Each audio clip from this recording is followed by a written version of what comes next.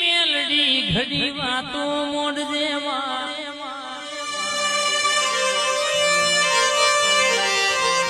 કોકના 10 વર્ષથી દવાખાનાનું દુઃખ હોય જ ન મટતું ના હોય રૂપિયા જેને પોણીના પેઠ વાપર્યા હોય માં જેને